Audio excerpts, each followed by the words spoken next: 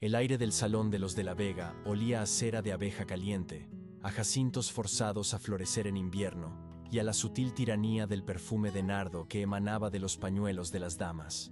Mateo Vargas permanecía de pie junto al cortinaje de terciopelo carmesí que separaba el mundo de los invitados del pasillo de servicio, un umbral invisible, pero tan infranqueable como los muros de una fortaleza. Desde su posición, era una sombra, un requisito funcional del mobiliario, el copista cuya única tarea era asegurarse de que las partituras estuvieran en el orden correcto sobre el atril del piano Pleyel. El gas de las tulipas de cristal tallado arrancaba destellos dorados de los marcos de los cuadros, del barniz de los muebles y de las joyas que parpadeaban en cuellos y muñecas, creando un universo de luz cálida y sofocante. Cada sonido estaba amortiguado por las alfombras persas, el murmullo de las conversaciones, el roce de la seda contra el brocado, el tintineo de una copa de jerez. Mateo sentía el frío de la corriente que se colaba desde el pasillo en su espalda, un recordatorio constante de su lugar. Sus manos, metidas en los bolsillos de su modesto abrigo de lana, ardían. Los dedos, permanentemente manchados con la tinta seca de su oficio, se contraían y se extendían, un espasmo silencioso de impotencia. Entonces, el silencio se hizo denso, expectante. Gonzalo de Alvear, el prometido de la señorita de la Vega, se sentó al piano. Su chaqué estaba perfectamente cortado. Sus manos, pálidas e impolutas, se cernieron sobre el teclado como dos aves de presa. Mateo contuvo la respiración. Conocía la rigidez en los hombros de Alvear, la leve humedad en su frente. Era el pánico del impostor, un terror que él, el verdadero creador, jamás sentiría ante su propia obra. Y entonces sonaron las primeras notas. El motivo de apertura, un lamento tejido con el nombre de su hermana, Elisa. Mi, la, si, la. La melodía llenó la estancia, una confesión íntima y dolorosa, ahora convertida en un entretenimiento de sociedad. Cada compás era un clavo que atravesaba la carne de su memoria. Cada arpegio, una profanación de las noches de vigilia, junto a un lecho de muerte. Observó los rostros extasiados del público, las cabezas ladeadas, los ojos cerrados en una pantomima de profunda apreciación artística. No oían el duelo, ni el frío de la buhardilla, ni el olor a tisana y a muerte inminente. Oían un talento conveniente, la banda sonora perfecta para una unión de apellidos y patrimonios. La sonata avanzaba, torpe en las manos de Alvear, despojada de su alma, pero nadie pareció notarlo. El aplauso que estalló al final no fue una lluvia, sino una avalancha que amenazaba con sepultarlo.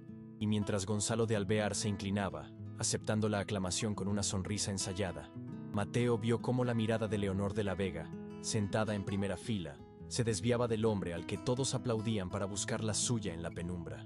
La ovación creció. Un oleaje de manos enguantadas que golpeaban el aire con una aprobación cortés y definitiva.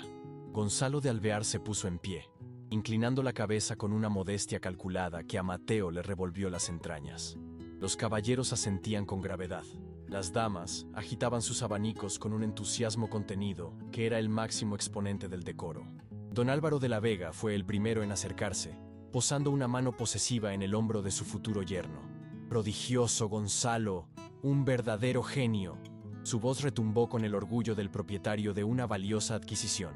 Mateo permaneció inmóvil, prisionero de su invisibilidad. Sentía el tejido de su abrigo rozando la pared, el único anclaje a una realidad que se desmoronaba. Era como si el sonido mismo le hubiera vaciado por dentro, dejando solo un eco hueco y vibrante. La gente se arremolinaba en torno al piano, y las palabras de elogio flotaban hacia él como fragmentos de metralla. ¡Qué pasión! Una estructura tan innovadora. Madrid no ha oído nada igual. Eran sus logros, sus noches en vela, su dolor más sagrado, diseccionados y atribuidos a otro hombre con la misma naturalidad con que se comentaba el tiempo. Su mirada seguía fija en Leonor. Ella no se había movido de su asiento. Su aplauso había sido el último en comenzar y el primero en cesar. Ahora, con el rostro enmarcado por el terciopelo de su silla, observaba la escena con una quietud perturbadora. No miraba a su prometido con la adoración que se esperaba de ella, sino con una intensidad analítica, casi forense.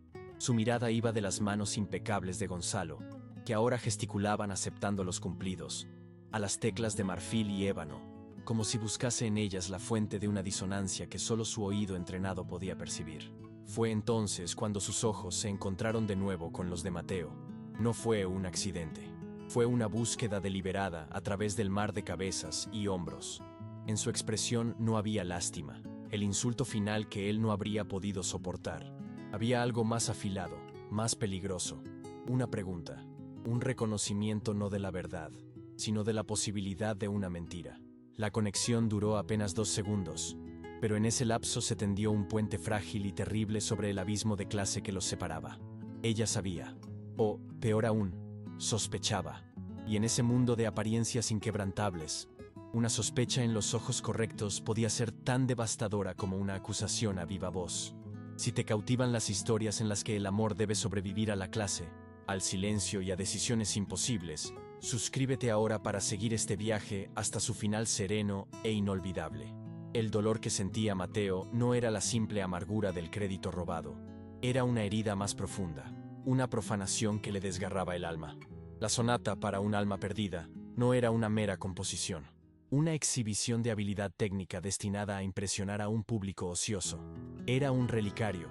Cada nota había sido tallada durante las interminables noches de aquel invierno atroz, en la buhardilla helada de la calle Embajadores, al resplandor de una única lámpara de aceite, cuyo humo se mezclaba con el olor de los ungüentos de eucalipto y el aliento febril de su hermana, Elisa. Su nombre estaba tejido en el corazón mismo de la pieza, un criptograma musical que solo él podía entender. El tema principal, ese lamento que ahora todos elogiaban como una muestra de genialidad romántica, era la transcripción literal de su vigilia. El lento y pesado compás de los primeros movimientos imitaba el ritmo de su respiración dificultosa. Los arpegios ascendentes en la sección central eran sus breves momentos de alivio, cuando un sorbo de agua parecía devolverle el color a las mejillas. Y el pianísimo final, casi inaudible, era el silencio que siguió a su último suspiro, un vacío que la música intentaba llenar sin conseguirlo jamás. Escuchar esa elegía, su monumento privado al luto, interpretada por las manos pulcras de Gonzalo de Alvear como si fuera un trofeo de caza, era una violencia insoportable. Alvear no solo le estaba robando el reconocimiento, le estaba robando el derecho a su propio duelo, mercantilizando su recuerdo más sagrado y convirtiéndolo en un adorno para su cortejo. La memoria de Elisa, su sonrisa cansada, el peso de su mano frágil en la suya, todo ello estaba siendo pisoteado bajo el barniz del éxito social. Mateo apretó los puños en los bolsillos hasta que las uñas se le clavaron en las palmas. El dolor físico era un ancla bienvenida en un mar de angustia abstracta. Se obligó a concentrarse en los detalles de la sala, el patrón de la seda adamascada en la pared, el reflejo distorsionado de su propio rostro en el cristal de un armario, la forma en que una mota de polvo danzaba en un rayo de luz de gas. Cualquier cosa para no pensar en el sonido de su hermana susurrando su nombre. Un sonido que ahora sentía que le habían arrancado para siempre. La rabia era un ácido que le subía por la garganta, pero la contuvo. En su mundo, la rabia era un lujo que no podía permitirse. Era un arma que solo los ricos podían esgrimir sin destruirse a sí mismos. Para él, solo existía la compostura, una máscara de dignidad silenciosa que era, a la vez, su única armadura y su jaula. Don Álvaro de la Vega, un hombre cuya corpulencia parecía ocupar más espacio físico y social del que le correspondía, mantenía su mano firmemente anclada en el hombro de Gonzalo. Su voz, acostumbrada a dar órdenes en consejos de administración y en sus fincas de Extremadura, resonaba por encima de los murmullos. Un talento de esta magnitud debe unirse a un apellido como el nuestro. Es una alianza perfecta, ¿no es así, Inés?, proclamó, dirigiéndose a su esposa, que asentía con la precisión de un autómata bien engrasado. La frase fue una sentencia. No se trataba de arte, ni de amor, sino de una transacción. La sonata de Mateo, la esencia de su dolor, se había convertido en un activo, una pieza más en la negociación de un matrimonio que salvaría las rentas en declive de los Alvear y consolidaría el estatus cultural de los de la Vega. Él, Mateo, era la cantera invisible de la que se extraía el mármol para construir el monumento de otros. Se sintió borrado, reducido a la condición de un recurso natural. Su mirada se posó de nuevo en Leonor, que ahora estaba de pie junto a su padre, una figura esbelta y pálida bajo el peso de las expectativas familiares. Su rostro era un estudio de contención, la perfecta hija del barrio de Salamanca, educada para obedecer, para sonreír en el momento justo, para ser el adorno final de la fortuna de su padre. Sin embargo, Mateo, cuyo oficio consistía en descifrar el lenguaje oculto tras las notas, podía leer la tensión en la línea de su cuello, en la forma en que sus dedos, enfundados en guantes de cabritilla blanca, se aferraban a su abanico cerrado como si fuera un arma. No lo abría, no lo agitaba, simplemente lo sostenía, un cetro de su impotencia. Sus ojos no brillaban con el orgullo de una prometida. Estaban fijos en las manos de Gonzalo, que ahora descansaban lánguidamente sobre la tapa cerrada del piano. Mateo siguió su mirada y comprendió. Ella estaba comparando. Comparaba esas manos suaves, de uñas cuidadas, que jamás habían conocido el callo del trabajo, ni la mancha persistente de la tinta, con las suyas, las que había visto fugazmente en la biblioteca días antes, cuando él le entregó las copias limpias de la partitura. Recordó el roce accidental de sus dedos, la marca de tinta que él había dejado sin querer en el borde de su guante. Un estigma, la prueba de la labor, del esfuerzo, de la creación. En ese instante, supo que ella no solo sospechaba, sino que estaba empezando a unir las piezas de un rompecabezas que nadie más en esa sala era capaz de ver. Doña Inés de la Vega se desplazaba por el salón con la majestuosidad de un navío de guerra, su vestido de seda gris perla, susurrando sobre la alfombra. Su misión era la de mantener el flujo social, evitar los silencios incómodos y asegurarse de que cada invitado se sintiera precisamente tan importante como su apellido lo dictaba. Su trayectoria, guiada por un instinto social infalible, la llevó finalmente hacia la zona de penumbra, donde Mateo se había refugiado. Él se irguió instintivamente, preparándose para el escrutinio. Ella le dedicó una mirada fugaz, el tipo de inspección que se reserva para un jarrón o una cortina, para confirmar que todo está en su sitio. Vargas, dijo. Su voz no era descortés, sino simplemente desprovista de cualquier inflexión humana. Era el tono que se usaba para dirigirse a un sirviente. Asegúrese de que las otras partituras del maestro Alvear estén recogidas y guardadas en su carpeta. No queremos que ningún papel se traspapele.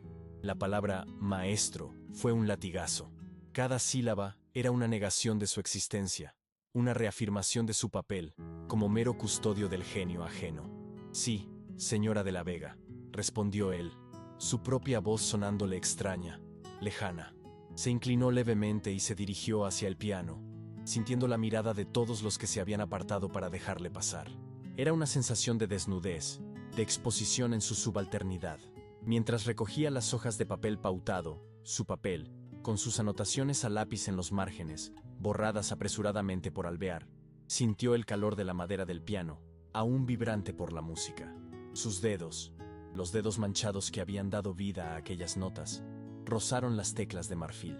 Por un instante, tuvo el impulso salvaje de sentarse y tocar la sonata como debía ser tocada, con toda su furia, su dolor y su amor destilados en sonido. Demostrarles a todos la verdad, pero el impulso murió tan rápido como nació. Sería un escándalo, una locura, el fin de su precaria existencia en Madrid. Sería una confesión que nadie quería oír. Recogió la última hoja, y al volverse, sus ojos se cruzaron por tercera vez con los de Leonor. Ella ya no estaba junto a su padre.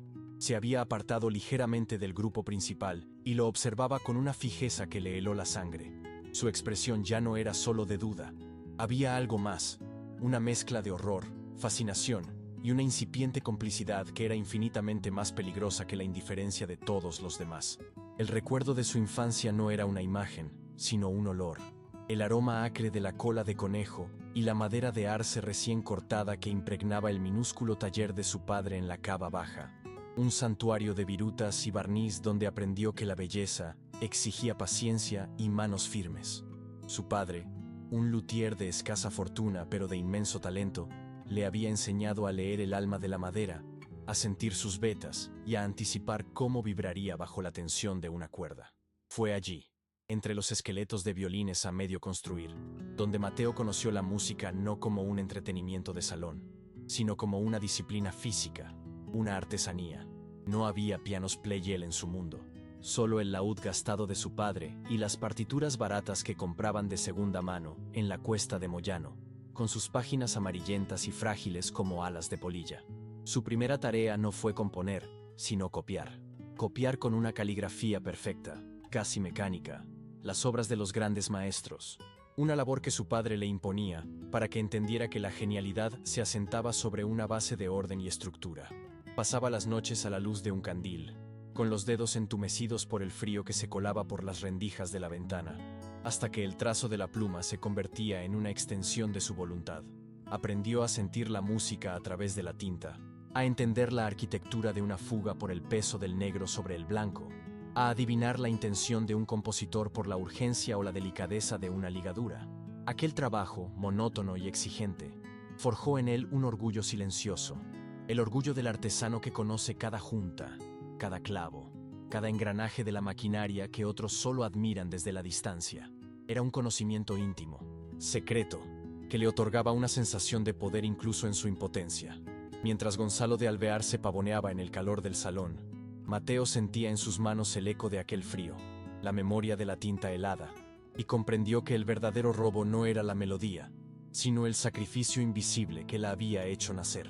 Su ingreso en el Real Conservatorio no fue el resultado del mecenazgo de un aristócrata, sino la culminación de años de privaciones y del empeño de su padre, que vendió un violonchelo de encargo, su obra maestra, para pagar la matrícula del primer año. Aquel sacrificio lo marcó para siempre, convirtiendo su educación no en un privilegio, sino en una deuda sagrada. En las aulas, se sintió inmediatamente un extranjero. Sus compañeros, hijos de familias acomodadas, llevaban abrigos bien cortados y hablaban de sus veraneos en San Sebastián, mientras él remendaba sus propios puños y contaba cada peseta para poder comer. Pero donde ellos veían la música como un adorno para su estatus, él la veía como un lenguaje de supervivencia. Se sumergió en el estudio con una ferocidad que desconcertaba a sus profesores y aterraba a sus rivales. No le interesaban las tertulias ni los círculos sociales. Su única obsesión era la biblioteca, un laberinto de silencio y papel donde podía devorar las partituras que nunca habría podido permitirse. Se convirtió en el copista no oficial del conservatorio, el único estudiante capaz de transcribir una sinfonía completa en una noche sin un solo error, una habilidad que le granjeaba el respeto a regañadientes de sus maestros y el desdén de sus compañeros, que lo veían como un amanuense glorificado.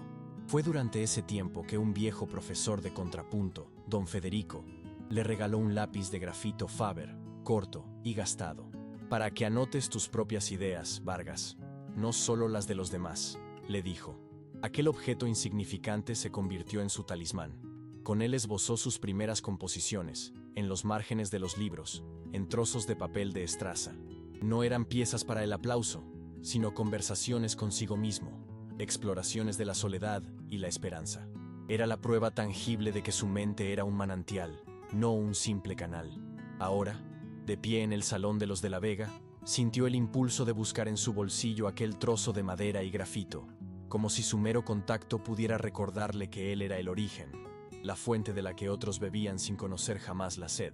Su entrada en el universo de los de la Vega se produjo por la puerta de servicio, como correspondía. Fue a través de una recomendación de un violinista del Teatro Real, un hombre para el que había hecho algunas transcripciones urgentes y que, a su vez, conocía la necesidad de don Álvaro de la Vega de tener a alguien de confianza para organizar su biblioteca musical. La primera vez que cruzó el umbral de aquella casa en la calle Serrano, el contraste lo golpeó con la fuerza de un golpe físico. El pasillo de los criados olía a humedad, a guisos y a la cera barata con la que pulían el suelo de baldosas. Pero al abrirse la puerta que daba al vestíbulo principal, el aire cambió. Se volvió cálido, denso, cargado con el perfume de las flores frescas, el cuero de los libros encuadernados en tafilete y el leve aroma a tabaco de la Habana que emanaba del despacho de don Álvaro. Se sintió como un buzo que emerge a una atmósfera diferente, una en la que no sabía si podría respirar. Don Álvaro lo recibió en su biblioteca, un templo de caoba y terciopelo.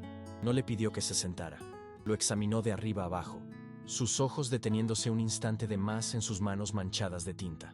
La conversación fue breve, un monólogo en el que el patriarca expuso sus necesidades y sus expectativas. Mateo no era un empleado, sino una new ayuda, una figura ambigua que existía en el limbo entre el servicio y el mundo de los señores, sin pertenecer a ninguno de los dos. Su tarea era catalogar, copiar y mantener en perfecto orden las partituras, un trabajo que requería la habilidad de un músico y la discreción de un confesor. Aceptó con una inclinación de cabeza, consciente de que su supervivencia dependía de su capacidad para volverse invisible.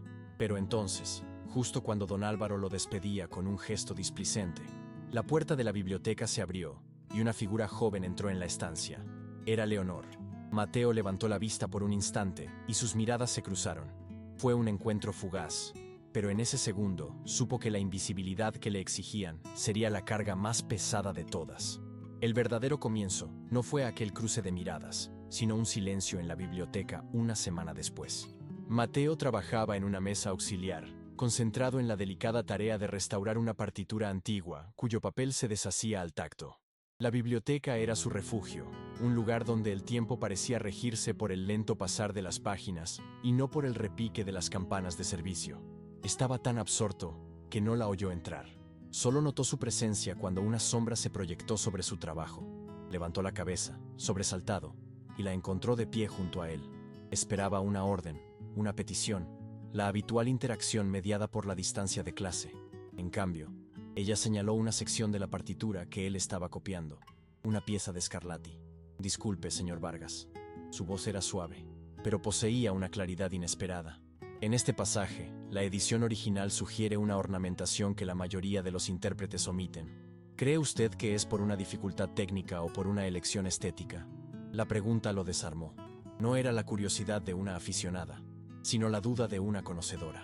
Nadie le había preguntado nunca su opinión. Le habían ordenado, pagado, despedido, pero jamás le habían solicitado un juicio crítico. Por un momento, las palabras se le atascaron en la garganta. Respondió con una precisión técnica, explicando las diferencias en los mecanismos de los clavecines de la época y cómo afectaban a la ejecución. Ella escuchaba, no con la paciencia cortés de quien cumple un trámite, sino con una atención genuina, sus ojos fijos en las notas, no en él. Para sentir mejor la textura del papel, se quitó uno de sus guantes de cabritilla blanca y lo dejó sobre la mesa.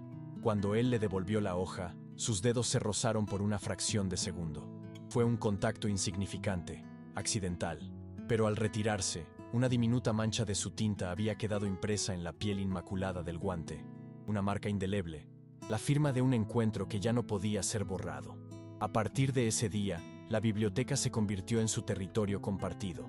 Un espacio neutral donde las rígidas jerarquías del salón parecían disolverse entre los lomos de los libros. Leonor encontraba pretextos para pasar tiempo allí, consultando volúmenes o simplemente leyendo en un sillón cercano mientras él trabajaba. Sus conversaciones eran siempre sobre música, un lenguaje seguro que les permitía comunicarse sin traspasar los límites invisibles que los separaban. Hablaban de la melancolía de un nocturno de Chopin, de la arquitectura matemática de una fuga de Bach, del fuego oculto en una sonata de Beethoven. En esas discusiones, Mateo sentía cómo se desprendía de su uniforme de copista para convertirse, por breves instantes, en un igual. El momento decisivo ocurrió durante un ensayo informal en el salón. Gonzalo de Alvear, preparándose para una de las tertulias, luchaba con un pasaje particularmente complejo de Liszt. Frustrado, golpeó las teclas y exclamó que la partitura debía estar mal copiada. «Vargas, acérquese y revise esto», ordenó don Álvaro. Mateo se acercó al piano, sintiendo todas las miradas sobre él. Con una sola ojeada, vio que la partitura era perfecta. El error era de Alvear, una falta de técnica que su arrogancia le impedía admitir. En lugar de señalarlo, Mateo simplemente indicó una digitación alternativa que facilitaba el pasaje, una solución elegante que salvaba la cara del prometido sin mentir. Mientras se retiraba, su mirada se cruzó con la de Leonor, que estaba sentada a cierta distancia. En sus ojos no había gratitud por haber salvado la situación, sino algo mucho más profundo, un reconocimiento de su inteligencia, de su diplomacia forzada. Fue una mirada que decía: «Yo sé lo que usted acaba de hacer, y sé por qué lo ha hecho». En ese instante, se forjó entre ellos un pacto de silencio, una alianza de dos prisioneros en la misma jaula dorada, y el peso de ese secreto compartido se volvió tan íntimo y peligroso como una caricia. La tensión de su relación secreta, tejida con silencios y miradas, encontró un resquicio de alivio inesperado una tarde lluviosa de otoño. La lluvia golpeaba los cristales de la biblioteca, aislando la estancia del resto de la casa y creando una burbuja de intimidad. Mateo estaba organizando una pila de manuscritos recién llegados de París, mientras Leonor practicaba en el clavicordio que había en un rincón de la sala, un instrumento antiguo y de sonido delicado que prefería al imponente piano del salón. Estaba intentando dominar una pieza de Rameau, llena de adornos intrincados. Tras un intento fallido, dejó escapar un suspiro de frustración. «Es como intentar enseñar a bailar a un cangrejo», murmuró para sí misma. Mateo, sin levantar la vista de su trabajo, respondió en voz baja: «O quizás el cangrejo solo necesita que le cambien la música». La frase quedó suspendida en el aire, cargada de una audacia que lo sorprendió a él mismo. Hubo un largo silencio. Él contuvo la respiración, seguro de haber cometido una imprudencia imperdonable. Entonces, la oyó reír. No fue la risa contenida y musical que se oía en el salón, sino una carcajada genuina, espontánea, que pareció llenar la habitación de luz. Él no pudo evitar sonreír, y cuando levantó la vista, ella lo miraba con los ojos brillantes de una alegría sin artificios. Por un instante, el abismo entre ellos desapareció. No eran la señorita de la Vega y el copista Vargas. Eran solo un hombre y una mujer compartiendo un momento de ligereza en un mundo pesado y solemne. La sensación fue tan embriagadora como peligrosa. El sonido de la puerta de la biblioteca abriéndose los hizo volver a la realidad con la brusquedad de un latigazo. Una doncella entró para encender las lámparas. Al instante, la sonrisa de Leonor se desvaneció. Su rostro recuperó la máscara de compostura, y Mateo volvió a bajar la cabeza sobre sus papeles. Pero el eco de aquella risa compartida permaneció entre ellos. Un secreto vibrante que ahora ambos tendrían que esforzarse aún más por ocultar. Fue durante esas semanas de otoño cuando comenzó a componer la sonata para un alma perdida. La enfermedad de Elisa, su hermana pequeña, había empeorado drásticamente, y las noches de Mateo se dividían entre el trabajo para los de la Vega y las vigilias junto a su lecho en la buhardilla de la calle Embajadores. El contraste era una tortura diaria. Dejaba el lujo silencioso de la biblioteca, con su olor a cuero y cera, para sumergirse en la atmósfera densa de la habitación de Elisa, impregnada del olor de los medicamentos y la fiebre. La música se convirtió en su única forma de procesar el dolor inminente, un diario escrito en un lenguaje que nadie más podía entender. La sonata nació en fragmentos, esbozada con el lápiz Faber en los reversos de facturas viejas, bajo la luz parpadeante de una lámpara de aceite. Cada nota era una traducción de la realidad. El tema principal era el nombre de su hermana, un lamento que se repetía como una oración. Los pasajes agitados eran sus accesos de tos, los momentos de calma lírica, los breves instantes en que el sueño le concedía un respiro. Un día, en la biblioteca, Leonor lo encontró mirando por la ventana con una expresión de profunda tristeza. Sin decir palabra, ella se acercó y le tendió un pequeño libro de poemas de Becker. «Para los días grises», dijo simplemente. Dentro, prensada entre dos páginas, había una violeta seca. Él aceptó el libro, sintiendo el calor de sus dedos a través del lomo. Aquella flor minúscula y frágil se convirtió en su segundo talismán, un ancla en medio de la tormenta. La guardó dentro de su cuaderno de bocetos, junto a la sonata. Era un gesto de compasión, un reconocimiento de su humanidad más allá de su función. Pero ese mismo gesto lo encadenó aún más. ¿Cómo podría él, el creador de la elegía para Elisa, reclamar su obra cuando hacerlo significaría destruir a la única persona en ese mundo hostil que había visto el dolor en sus ojos y le había ofrecido una flor? La revelación de que Gonzalo de Alvear iba a apropiarse de su sonata no llegó como un golpe, sino como un lento veneno que se filtró en su conciencia. Empezó con peticiones casuales.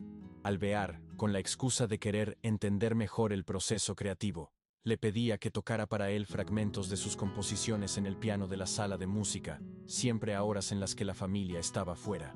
Mateo, atrapado por su precaria posición y una ingenua creencia en el interés artístico de Alvear, accedió. Tocaba las piezas que estaba creando para Elisa, explicando las estructuras, las ideas armónicas, sin darse cuenta de que no estaba compartiendo su arte, sino entregando las llaves de su alma. Luego vinieron las peticiones de copias limpias de los borradores, para estudiarlas con más calma. Y finalmente, la frase que lo sentenció, pronunciada con una naturalidad escalofriante una tarde en la que Alvear parecía especialmente satisfecho. «Esta sonata tiene la pasión que necesito para impresionar a don Álvaro. Será el regalo de compromiso perfecto para Leonor». En ese momento, Mateo comprendió la magnitud del engaño. No era un plagio, era una vivisección. Alvear le estaba arrancando su dolor más sagrado, para usarlo como adorno en su cortejo. La rabia que sintió fue tan intensa que lo dejó sin aire, pero la suprimió al instante. Una acusación de un simple copista contra el prometido de la señorita de la Vega sería su ruina. Sería despedido, marcado como un loco o un chantajista, y nunca más volvería a trabajar en Madrid. Se vio a sí mismo de vuelta en la miseria, incapaz de pagar las medicinas de Elisa. La supervivencia de su hermana dependía de su silencio. Estaba atrapado.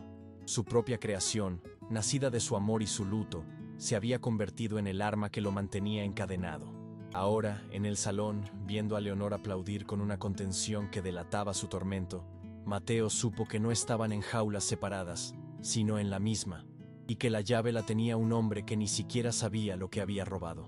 El aire en la casa de la Vega se enrareció en los días que siguieron a la tertulia. Ya no era un espacio de opulencia contenida, sino un campo de minas donde cada silencio estaba cargado de significado. El cambio no fue abrupto, sino gradual. Una lenta glaciación de las costumbres que comenzó a helar a Mateo desde la periferia. Leonor ya no buscaba pretextos para visitar la biblioteca. Cuando sus caminos se cruzaban en los pasillos, ella bajaba la vista, murmurando un «Buenos días, señor Vargas», tan formal y distante que parecía dirigido a un completo desconocido. Él comprendió que no era un rechazo, sino una estrategia de supervivencia. Sus miradas compartidas se habían vuelto demasiado peligrosas, y ella, como un animal acosado, se retiraba a la seguridad de la indiferencia prescrita. La maquinaria social, con doña Inés como su infalible ingeniera jefe, había comenzado a funcionar. Las puertas se cerraban ahora con un chasquido más definitivo. Las doncellas, antes amables en su trato, ahora lo evitaban, susurrando entre ellas cuando él pasaba. Sentía sobre sí el peso de una desaprobación no declarada, una sospecha que contaminaba el aire como un miasma. Se había convertido en una anomalía, una pieza que no encajaba en el perfecto mecanismo de la casa. Un día, mientras afinaba el clavicordio en la sala de música, Leonor entró acompañada de su prima, una joven de mirada vacía que actuaba como carabina. Leonor necesitaba una partitura que estaba en un estante alto. Mateo se adelantó para alcanzarla, como había hecho docenas de veces. Al entregársela, sus dedos se rozaron por un instante. Ella retiró la mano con la brusquedad de quien ha tocado una llama, y un leve rubor tiñó sus mejillas. La prima carraspeó. Un sonido discreto pero tan afilado como un estilete. Fue una advertencia, un recordatorio. El espacio entre ellos ya no era un simple vacío, sino un territorio vigilado, una frontera que le estaba prohibido cruzar. Mateo dio un paso atrás, volviendo a su lugar en las sombras, sintiendo como el frío del mármol del suelo le subía por las piernas, anclándolo a la cruda realidad de su posición. El calor de aquel breve contacto ardía en sus dedos como una marca de hierro, la prueba de un crimen que no había cometido pero del que ya estaba siendo juzgado. La advertencia se materializó una semana después, en la biblioteca. Don Álvaro lo hizo llamar. El patriarca no estaba en su escritorio, sino de pie junto a la chimenea, de espaldas a él, observando las llamas.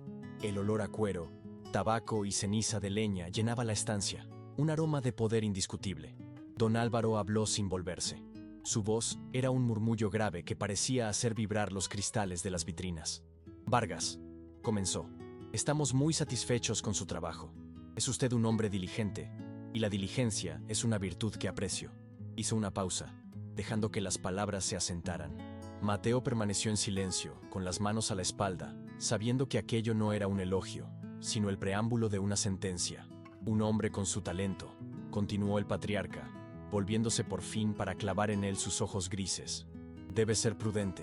La ambición es un buen motor, pero sin el combustible de la gratitud, puede llevar a un hombre a despeñarse». La metáfora era tan burda como efectiva. No había ninguna acusación directa, ninguna mención a la sonata o a Leonor, pero el mensaje era inequívoco. Era un recordatorio de su lugar, de su dependencia. Él era el ayudante, el protegido, y se esperaba de él una lealtad ciega, un silencio rentable. «Confío en que sabrá apreciar las oportunidades que esta casa le brinda», concluyó don Álvaro, cogiendo un cortapapeles de plata de la mesa y examinando su filo. El gesto fue sutil, pero Mateo lo sintió como si aquella hoja fría le rozara el cuello. Era la amenaza velada de la ruina profesional. Un hombre como don Álvaro de la Vega podía cerrar todas las puertas de Madrid con una sola palabra, convertir su nombre en sinónimo de ingratitud y deslealtad. Podía borrarlo del mapa musical de la ciudad tan fácilmente como se borra una nota mal escrita en una partitura. Mateo inclinó la cabeza. «Agradezco su confianza, don Álvaro», dijo, su voz firme a pesar del nudo que se le había formado en la garganta. Sabía que acababa de firmar un pacto de sumisión, y que el precio de su supervivencia era la renuncia a su propia voz. If you are finding value in this story of dignity and silence, please like this video. It helps us share these forgotten lives. El veneno del rumor comenzó a extenderse de forma insidiosa, una niebla tóxica que se filtraba por las rendijas de los salones. Gonzalo de Alvear era su fuente, aunque nunca actuaba de forma directa. Su método era más refinado, más cruel. No acusaba, insinuaba. Mateo lo observó una tarde desde el umbral de la sala de billar, donde Gonzalo conversaba con un grupo de jóvenes aristócratas ociosos. No podía oír las palabras exactas, pero el tono era inconfundible, una mezcla de falsa camaradería y condescendencia. Vio cómo Gonzalo ponía una mano en el hombro de uno de ellos, cómo se inclinaba para susurrar algo que provocaba una risa ahogada. Luego, todos miraron fugazmente en su dirección. Comprendió que se había convertido en un personaje de las anécdotas de Alvear, el copista de aspecto sombrío, el músico con delirios de grandeza, el hombre de origen humilde que quizás no entendía las distancias que debía guardar con la señorita de la casa. La calumnia no necesitaba ser explícita para ser efectiva. Bastaba con plantar una semilla de duda, con asociar su nombre al de Leonor en un contexto de impropiedad. El objetivo no era destruirlo a él, sino contaminarla a ella, crear una barrera de escándalo potencial que la mantuviera firmemente anclada a su compromiso. La reputación de una mujer era una fortaleza de cristal, y Gonzalo estaba arrojando piedras con una sonrisa en los labios. Mateo se sintió impotente, atrapado en una telaraña de palabras que no podía cortar. Cualquier intento de defensa, cualquier confrontación, solo serviría para dar credibilidad a la mentira, para confirmar la pasión desmedida, de la que sin duda se le acusaba en voz baja. Estaba siendo despojado no solo de su música, sino también de su carácter, reducido a una caricatura maliciosa para el entretenimiento de los que nunca habían tenido que luchar por nada. El aplauso que había robado a Gonzalo no era suficiente. Ahora también necesitaba robarle su dignidad, átomo a átomo, hasta que no quedara nada de él. La humillación pública, cuando llegó, fue tan precisa y cortante como el bisturí de un cirujano. Ocurrió durante una pequeña reunión vespertina, un evento menos formal que la gran tertulia, pero igualmente regido por un código implacable. Un vizconde visitante, un hombre mayor con interés por la música, se fijó en Mateo, que estaba junto al piano esperando instrucciones. ¿Y este joven?, preguntó el vizconde a doña Inés con genuina curiosidad. ¿Es alumno de Alvear? Mateo sintió un nudo de hielo en el estómago. La pregunta ofrecía una oportunidad, una mínima posibilidad de que se le reconociera su condición de músico. Pero doña Inés, con una sonrisa que no llegó a sus ojos, se deslizó hacia el centro de la escena. «Oh, no», dijo, su voz con un matiz de caridad condescendiente. «Este es Vargas, una obra de caridad de mi esposo en realidad.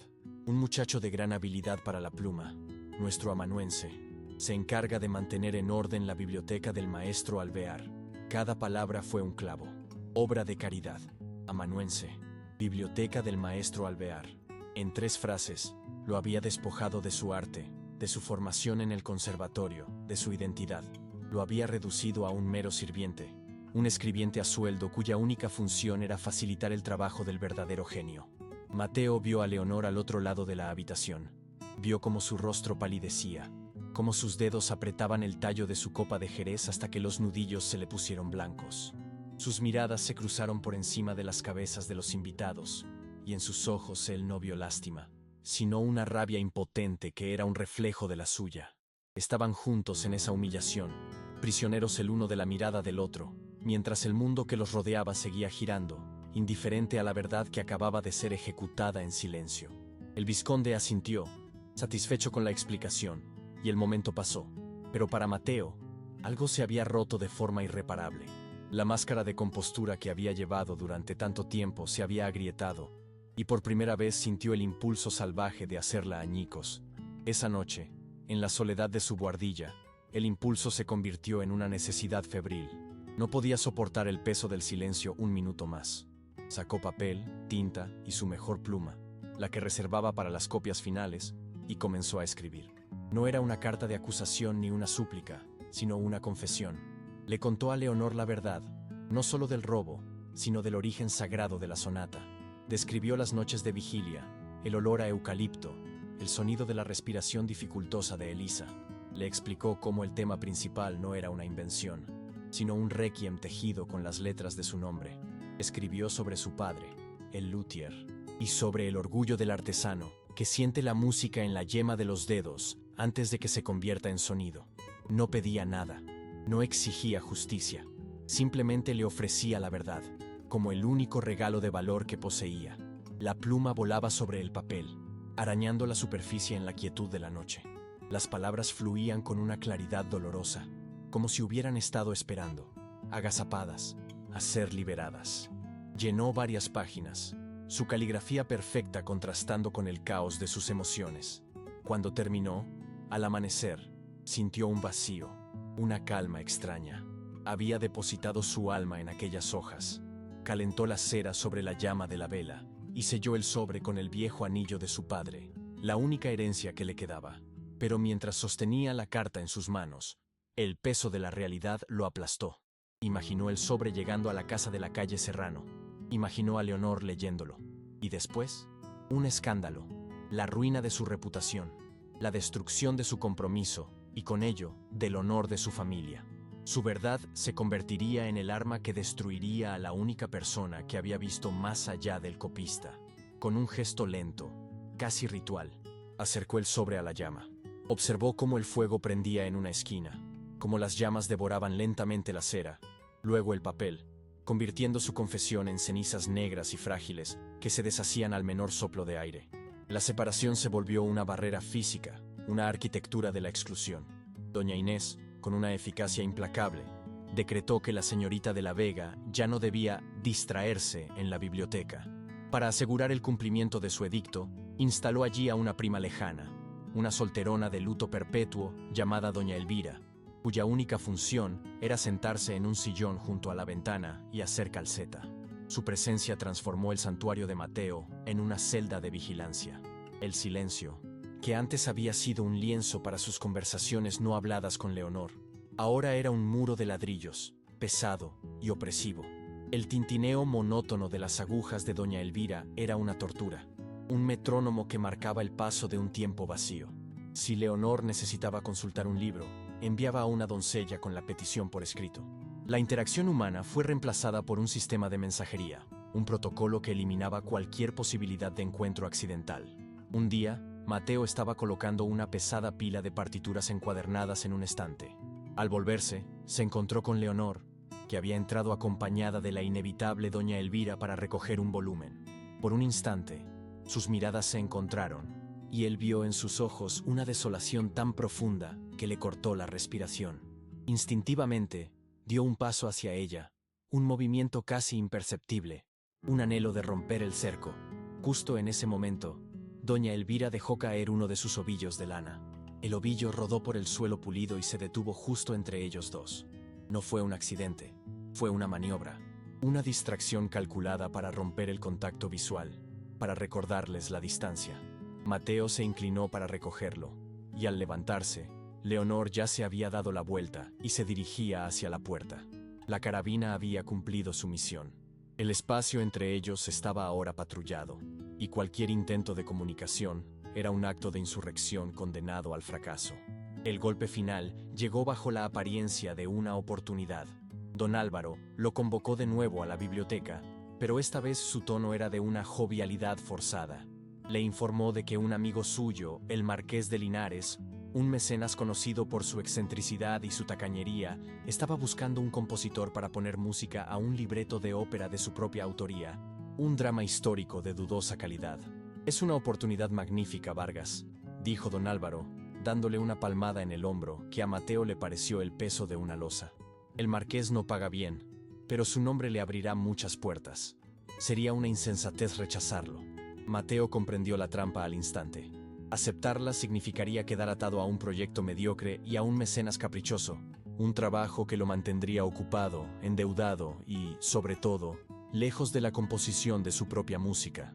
Rechazarla sería el acto de ingratitud definitivo, la prueba de la arrogancia de la que ya se le acusaba en susurros.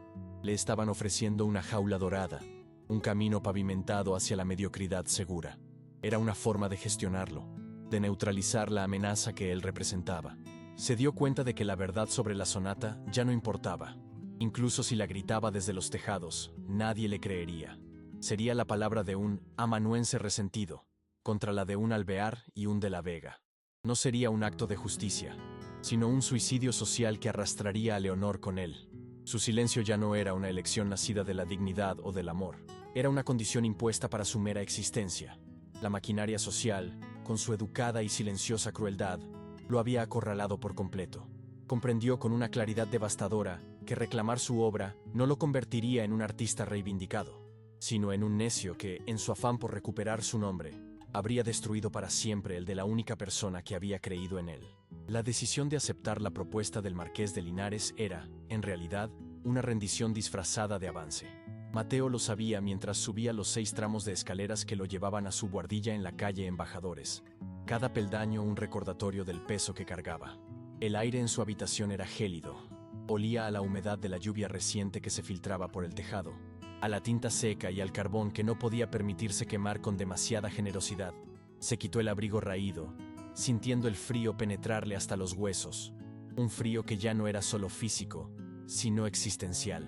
Se sentó en el borde de su catre, el jergón hundiéndose bajo su peso, y contempló la habitación a la luz de una única vela cuya llama danzaba, proyectando sombras alargadas y temblorosas sobre las paredes desnudas.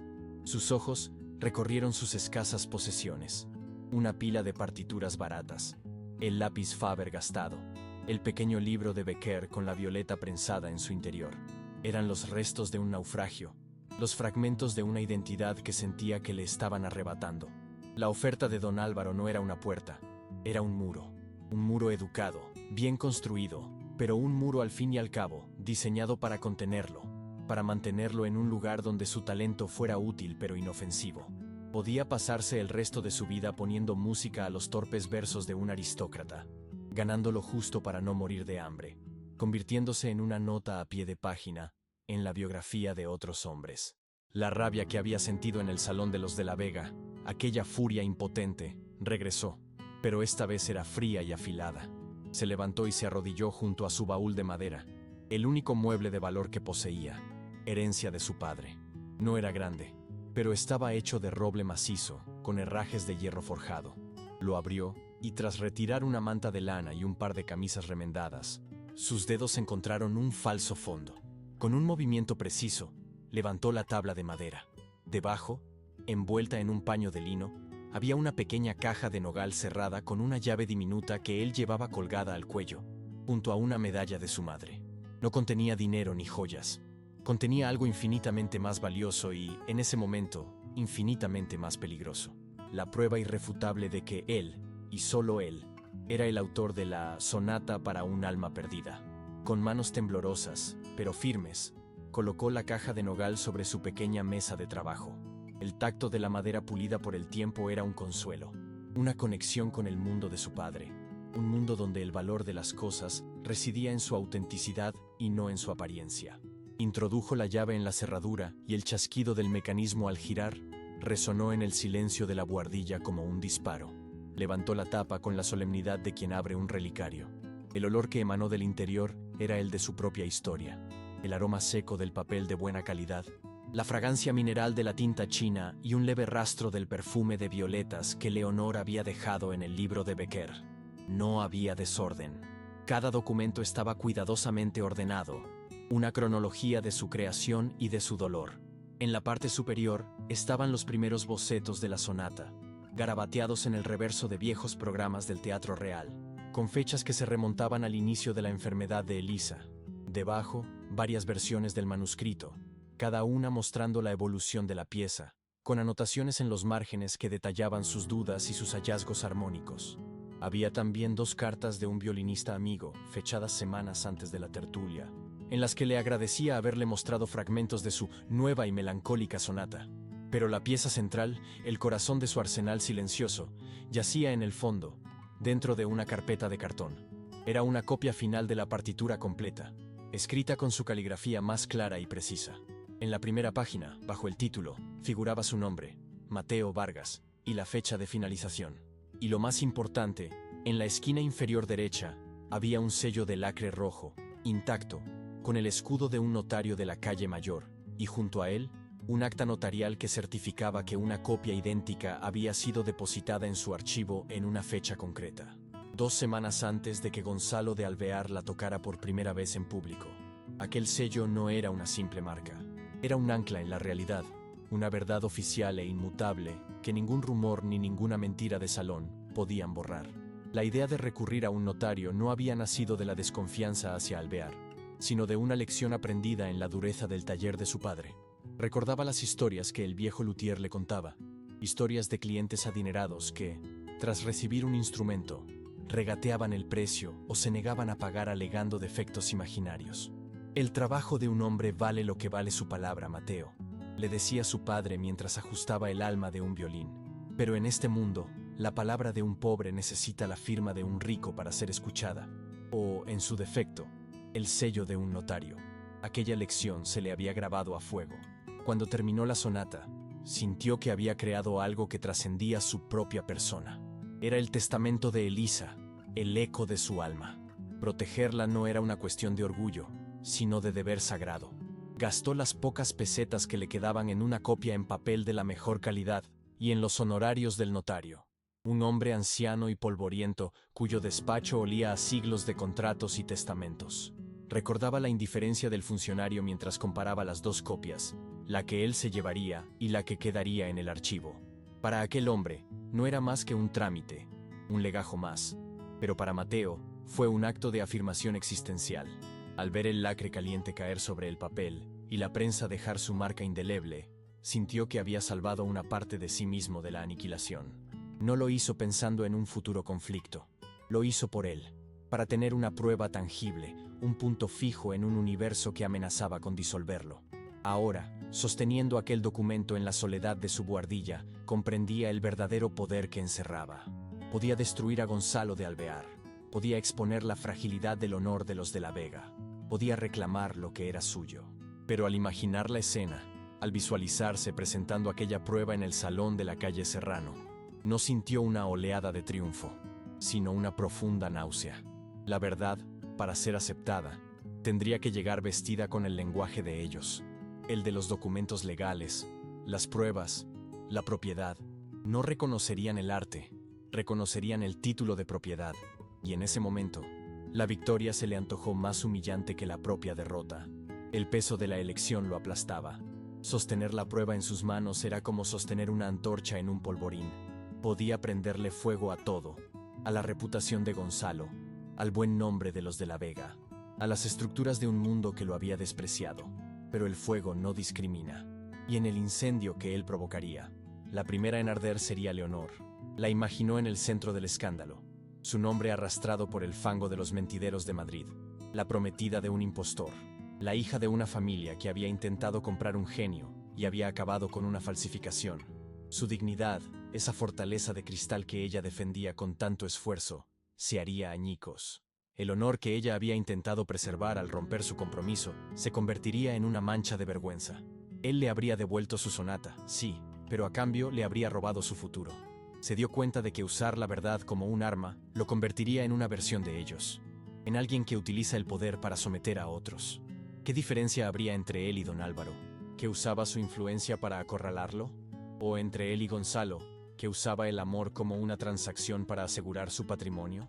Se convertiría en un hombre que no dudaba en sacrificar a la mujer que amaba en el altar de su propia reivindicación. Y el amor, ese sentimiento frágil y silencioso que había crecido entre ellos en la biblioteca, se transformaría en una deuda, en una obligación nacida de la gratitud y el escándalo. Ella se sentiría en deuda con él por haberla salvado de un mal matrimonio, y él se sentiría con derecho a su afecto por haber probado su valía. La pureza de su conexión, basada en el reconocimiento mutuo y el respeto silencioso, se corrompería para siempre. Se miró las manos, los dedos manchados de tinta, las manos que habían compuesto la elegía para su hermana. Eran las manos de un creador, no las de un destructor. Y en ese instante de claridad dolorosa, comprendió que hay victorias que empequeñecen al vencedor. Reclamar su nombre a costa de destruir el de ella no sería justicia, sería la más abyecta de las venganzas. Su poder, lo entendió entonces, no residía en el sello del lacre rojo, sino en su negativa a romperlo. La verdadera fuerza no estaba en la capacidad de infligir daño, sino en la voluntad de soportarlo para proteger algo más valioso. Era una forma de poder que la gente como los de la Vega o los Alvear jamás comprenderían, porque su mundo se basaba en la acción, en la exhibición, en la posesión. El suyo, en cambio, se había forjado en la contención, en el silencio, en la renuncia. Era el poder del artesano que elige la madera perfecta, aunque nadie más note la diferencia. El poder del músico que busca la nota exacta, y no la más efectista. Era una cuestión de integridad, una lealtad a un código interior que era su única y verdadera herencia. Destruirlo sería fácil, pero vivir consigo mismo después de haberlo hecho sería imposible. Se estaría traicionando a sí mismo, al recuerdo de su padre, al espíritu de su hermana que anidaba en cada compás de la sonata. No quería su reconocimiento si éste venía precedido de un escándalo. No quería su admiración si ésta nacía del miedo o de la humillación. Lo que anhelaba, lo que siempre había anhelado, era que escucharan la música y, sin necesidad de pruebas ni de actas notariales, sintieran la verdad que contenía. Pero ese mundo no existía, o al menos, no para él. Debía elegir entre la justicia pública y la salvación privada, entre reclamar su obra y preservar su alma. Con un gesto lento, casi ceremonial, comenzó a guardar los documentos de nuevo en la caja de nogal. Cada papel que volvía a su sitio era un paso en su renuncia, una afirmación de su decisión. Dobló con cuidado las cartas, colocó los borradores en orden cronológico y, finalmente, depositó el acta notarial en el fondo, como una piedra angular sobre la que construiría su silencio. La prueba no era un arma que se guardaba para un momento mejor. Era un ancla, un testimonio privado de su verdad que le permitiría navegar por las aguas de la mentira sin ahogarse. La caja ya no contenía una venganza potencial, sino la esencia incorruptible de quién era él. Cerró la tapa de la caja de nogal, y el sonido sordo de la madera resonó en la habitación como el final de una pieza musical. Giró la llave en la cerradura, y el doble chasquido del metal fue un punto final, una coda a un capítulo de su vida que acababa de concluir. Se guardó la llave de nuevo bajo la camisa, sintiendo el frío del metal contra su piel.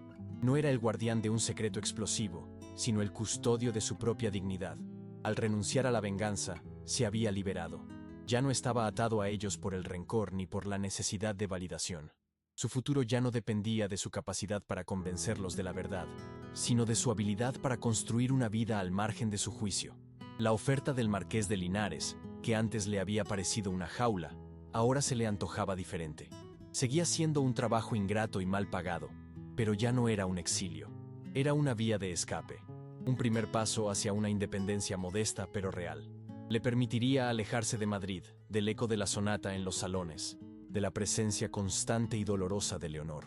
Le permitiría empezar de nuevo, en un lugar donde nadie conociera su historia, donde su nombre no estuviera manchado por el rumor, ni definido por la caridad de otros.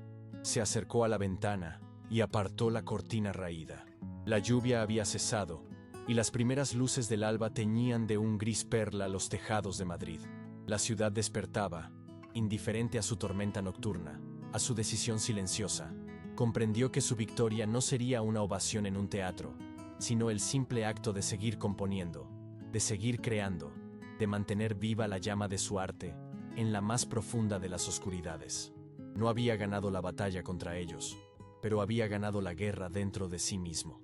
Y mientras el sol comenzaba a despuntar sobre el horizonte, supo con una certeza absoluta que, aunque el mundo nunca conociera su nombre, él jamás olvidaría quién era. El eco del compromiso roto no fue una explosión, sino una implosión. El escándalo no se pregonó en los periódicos, ni se gritó en las tertulias. Se manifestó como un vacío, una repentina y glacial ausencia de sonido en los lugares donde antes reinaba el murmullo social. Las invitaciones a la casa de los de la Vega dejaron de llegar. Las tarjetas de visita se espaciaron hasta desaparecer, y el salón de la calle Serrano, otrora epicentro de la vida cultural madrileña, se convirtió en un mausoleo de terciopelo y caoba, donde el polvo comenzaba a asentarse sobre los muebles con una pátina de oprobio. Gonzalo de Alvear no fue desterrado ni denunciado, simplemente se evaporó, su nombre borrado de las listas de invitados, y de las conversaciones con la misma eficacia silenciosa con que se elimina una nota discordante de una sinfonía. Mateo, desde su puesto de observación en la periferia, fue testigo de la demolición. Oía los susurros de las doncellas en los pasillos, veía los carruajes de viejos amigos de la familia pasar de largo sin detenerse. Notaba la tensión en los hombros de don Álvaro, un hombre acostumbrado a dominar su universo, y que ahora se encontraba asediado por el arma más letal de su clase, la indiferencia colectiva. Comprendió la magnitud del sacrificio de Leonor. Ella no había provocado una tormenta, sino una era glacial. Había elegido la verdad a costa de su propio futuro, dinamitando el pilar sobre el que se asentaba su existencia, el matrimonio ventajoso, por un principio que nadie más en su mundo parecía valorar. El peso de esa elección recayó sobre Mateo con una fuerza abrumadora. No era culpa, sino una responsabilidad compartida. Su silencio había sido para protegerla, pero ahora su mera presencia en Madrid era un recordatorio andante del escándalo, una brasa que podía reavivar el fuego con una sola mirada indiscreta. La oferta del Marqués de Linares, aquel exilio disfrazado de oportunidad, se transformó en su mente de una vía de escape a un deber moral. Era el siguiente movimiento en aquella partida de ajedrez jugada con almas en lugar de piezas. Se sentó en su buhardilla, con el contrato del marqués sobre la mesa, y mojó la pluma en el tintero. El rasguido de la punta sobre el papel, al firmar su aceptación, fue el sonido más definitivo que había oído en su vida. No estaba simplemente aceptando un trabajo, estaba completando el acto de protección que Leonor había iniciado, extirpándose a sí mismo de la ecuación para que el sacrificio de ella tuviera, al menos, la posibilidad de cicatrizar en paz. Dobló la carta, la metió en un sobre y la selló, consciente de que no estaba enviando una simple misiva, sino su propio futuro, y con él, el capítulo final de una historia que el mundo nunca conocería. La estación de Atocha era un monstruo de hierro y vapor, un universo caótico de silbidos agudos, gritos de mozos de cuerda y el olor acre del carbón quemado que se mezclaba con el aroma de los bocadillos de calamares de los puestos cercanos. Era el antónimo perfecto de los salones silentes que Mateo dejaba atrás, y fue allí, en medio de la multitud anónima, donde la vio. Leonor estaba de pie junto a una columna de fundición, no como una aparición, sino como una presencia sólida y real, acompañada por una dama de compañía de aspecto severo, que parecía una fortaleza en miniatura. No había rastro de la opulencia de las tertulias en su atuendo. Vestía un sencillo traje de viaje de lana gris, su rostro pálido enmarcado por un sombrero discreto. Mateo se detuvo, con su baúl de madera en la mano, y el estruendo de la estación pareció desvanecerse, creando a su alrededor una burbuja de silencio e irrealidad. Se acercó a ella con la lentitud de un sonámbulo. No hubo sonrisas ni saludos efusivos, solo un reconocimiento en sus miradas, que contenía todo lo que no se habían dicho. Él no preguntó cómo sabía de su partida. En su mundo, la información era una corriente subterránea que siempre encontraba su cauce. Sin decir palabra, abrió su maletín de mano y extrajo un paquete envuelto en papel de estraza. Se lo tendió. Ella lo aceptó, y al hacerlo, sus dedos, enfundados en guantes de cabritilla de un blanco impoluto, rozaron los suyos por última vez. Desenvolvió el paquete con cuidado. Dentro, había un volumen encuadernado en cuero oscuro. En la portada, en discretas letras doradas, se leía un título y un nombre: Sonata para un alma perdida. Mateo Vargas. No era una acusación, ni una reivindicación pública. Era una ofrenda. La restitución no se había producido ante un público que aplaudía, sino allí, en la penumbra de una estación de tren, entre dos personas que compartían el peso de la verdad. Ella alzó la vista del libro, y en sus ojos, él vio una gratitud tan profunda y dolorosa que le atravesó el alma. «Gracias», susurró ella, su voz apenas un hilo de sonido en medio del estruendo. «Cuídese, señorita de la Vega», respondió él. La formalidad de sus palabras un dique contra el océano de emociones que amenazaba con desbordarlos. El silbato del jefe de estación sonó, una cuchillada de aire comprimido que rompió el hechizo y lo obligó a darse la vuelta, dejando atrás la única prueba de su victoria. El tren se puso en marcha con una sacudida violenta, el chirrido del metal contra el metal ahogando el latido de su corazón. Desde la ventanilla, Mateo vio cómo la figura de Leonor en el andén se hacía más pequeña, una silueta gris y solitaria, que permanecía inmóvil mientras el mundo a su alrededor se disolvía en un torbellino de vapor y velocidad. No apartó la vista hasta que ella fue engullida por la distancia. un punto final en la página de su vida en Madrid. Se recostó en el asiento de madera del vagón de tercera clase, sintiendo la vibración rítmica del viaje en sus huesos.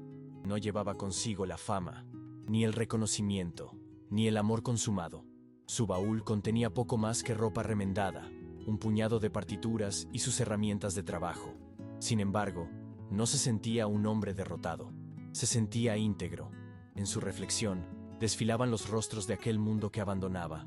La arrogancia hueca de Gonzalo, la crueldad cortés de doña Inés, el poder pragmático de don Álvaro. Poseían títulos, rentas, salones y apellidos que podían comprar el talento y silenciar la verdad. Podían adquirir el arte, pero no podían sentirlo. Podían heredar una posición, pero no el respeto por sí mismos. Eran ricos en todo aquello que podía ser medido, tasado y negociado, pero eran indigentes en el único capital que realmente importaba. Mateo metió la mano en el bolsillo de su abrigo, y sus dedos encontraron la familiar superficie del lápiz Faber y el lomo del pequeño libro de Becker. Dentro de él, seguía la violeta seca, un fósil de un momento de belleza en medio de la desolación. La sonata ya no le pertenecía solo a él, se la había confiado a la única persona que había entendido su verdadero significado. Y en ese acto de entrega, había encontrado su liberación. El mundo nunca sabría que la melodía que quizás algún día se escuchara en algún salón lejano era la elegía de su hermana, pero él lo sabía, y Leonor lo sabía. Y esa verdad compartida, guardada en el silencio, era un patrimonio más sólido y duradero que todas las fortunas de los de la Vega. El tren avanzaba hacia un futuro incierto, pero él viajaba con la certeza de que la dignidad, al igual que una composición perfecta, no se puede robar ni comprar, solo se puede crear, y una vez creada, defenderla hasta el final. Si crees que la verdadera dignidad es la única riqueza que importa, comparte esta historia. Gracias por escuchar.